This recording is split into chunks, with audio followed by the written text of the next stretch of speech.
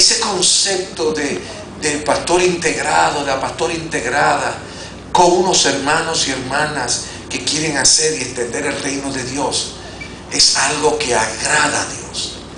Y qué lindo ver esa figura que puede señalar que Dios le ha traído con ese propósito de ver a las ovejas y guiarlas hacia el propósito de Dios, aún en el manejo de sus asuntos personales.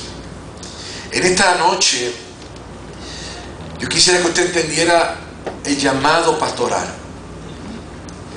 Yo quisiera que ustedes lo afirmaran. Es más, yo quisiera que usted esta noche dijera: pastor, o pastores, porque son muchos pastores, apreciamos el compromiso de ustedes por los pasados años. Yo quisiera que ustedes decían: sabemos que Dios les ha convocado, sabemos que en medio de vuestras debilidades ustedes ruegan que el poder de Dios se perfeccione en ustedes. Sabemos que nuestras vidas han sido fortalecidas de una manera bien especial. Sabemos que ustedes se preocupan por nosotros. Sabemos que ustedes sueñan con nosotros. Sabemos que ustedes lloran con nosotros. Sabemos que cuando hay una pérdida en la iglesia, eso es algo que les estremece de manera bien especial. El apóstol Pablo sabía lo que era ser llamado por Dios. Y la pasión que él tenía es el modelo, es el paradigma que guía a pastores y pastoras a hacer la tarea. Entraba en las ciudades, compartía hasta el cansancio, y a veces cuando la situación estaba difícil tenía que bajarse por las murallas. Cuando lo botaban de un lugar volvía a entrar, porque la pasión le guiaba. La gente trabaja 8 horas. El pastor no tiene el tiempo definido. A veces la longevidad de una figura pastoral nos sorprende que es corta. Pero qué lindo que uno trabaja consciente que hasta el momento en que Dios nos convoque, uno pueda decir: Señor, he estado en medio de tu grey y he estado sirviendo conforme a tu corazón. Una cosa que aprendí con hermanos de una iglesia amada me conmovió y transformó mi corazón, y pienso que a partir de ese momento mi pastoral cambió. Yo estaba en Plaza Carolina y veo a estos hermanos de esta iglesia. Ellos me saludan, yo no los conocía inicialmente, nos identificamos, y la figura pastoral de esa iglesia yo la veía medio enfermiza, había perdido peso, y yo cándidamente le dije: por favor, cuiden a su pastor, lo veo bien delicado de salud. Y ellos me dicen: ay, pastor, pero cuántas veces se lo hemos dicho, pero él está en cuanto comité hay, él se mete en cuanto revolú, lo llaman del gobierno, lo llaman para allá, se mueven para allá, pastor, y cuando llega a la iglesia llega tan cansado. Pero me dijeron esta frase que no la olvido: pastor, me dice, hablando conmigo, el pastor tiene que oler oveja.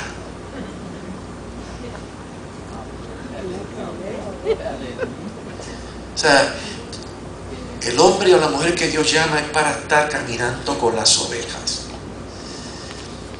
Y a veces llegamos a la casa con 20,000 olores, de 20,000 situaciones. Pero qué lindo que los hermanos puedan apreciar que mi pastor estuvo en mi casa. Miren, una cosa que a mí me sorprendía de mi tío Félix, yo no sé cómo él hacía, pero él entre las 3 antes del culto, él visitaba como 15 hogares, 10, 15 minutos, pero tenía esa gracia de sentarse y compartir el café y compartir la galleta y orar con los hermanos, que uno decía: se detuvo el reloj. Mi pastor estuvo en mi casa, estuvo en el hospital. A veces iba a la funeraria y preguntaba: ¿hay algún muerto aquí? ¿Hay alguna familia que no ha sido atendida? Y a veces había familia y él iba a dar el culto. Metido no solamente con las ovejas de su redil, sino con aquellas que no eran de su redil. Y yo sé que ustedes tienen un cuerpo pastoral con esa pasión. Y por eso dice el apóstol que debemos acordarnos de nuestros pastores, que hablan la palabra de Dios, que están yendo la segunda y la tercera milla, que a veces van con el cuerpo arrastrado, pero que el Espíritu les conduce porque hay alguien que está derrotado esperando la palabra de aliento. Quiero terminar hablando sobre cuáles son las implicaciones de una iglesia que aprecia el ministerio pastoral. Es una iglesia que se pregunta: Señor, ¿qué tú has puesto en el corazón de mi pastor? Saben, en este tiempo ya estamos trabajando el presupuesto para el 2010. Y la iglesia me dijo: pastor, retírese, vaya a orar, pídale a Dios que le dé la visión para el año que viene y luego regrese.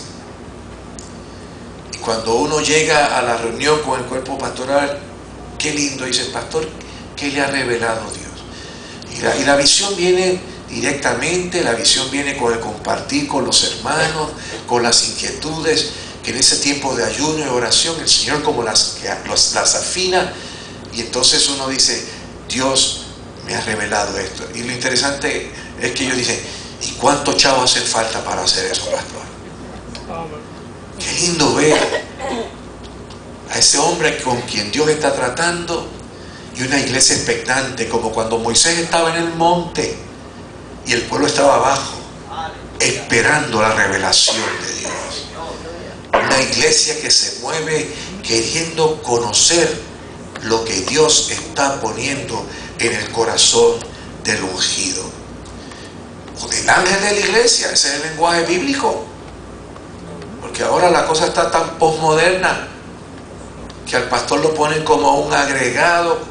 No, es verdad que es otro ser humano, es verdad que aquí quien manda es el Señor, pero el Señor ha puesto a alguien, ha enviado a alguien, un Hermes, un mensajero para declarar lo que hay en su corazón a través de él o a través de ella. Es alguien que establece los propósitos, es alguien que habla de cosas maravillosas que Dios tiene que hacer, es alguien que mantiene a la expectativa, es alguien que hace que la gente pregunte: ¿y con qué nuevo revolú va a venir el pastor? ¿Qué cosa nueva va a compartir? ¿Qué habrá para el 2010?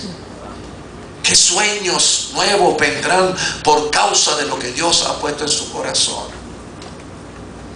Es una iglesia que está detrás del pastor. Miren, hace 2 semanas Dios habló a mi vida a través de sueños. 2 hermanos soñaron. Uno vino de Richmond, Virginia, y me dijo: pastor, usted interpreta sueños. Bueno, yo no sé si Dios me ha dado eso, pero yo trato, cuando la gente me habla de sueños, estar en el espíritu. Y entonces me compartía de que él había soñado que había una iglesia como la de nosotros, rodeada de matas de gandules. ¿Saben lo que son las gandules, verdad? ¿Cuántos han granado gandules aquí? Porque ahora se compran en lata, pero qué lindo cuando se granaban y se compartían los bochinches de la familia. Lleno, las matas llenas de vainas de gandules. Y entonces me decía: pastor, y yo lo veía a usted acercándose a las matas de gandules, y había hermanos de la iglesia matando las matas, cortándolas. Pastor, ¿qué quiere decir eso?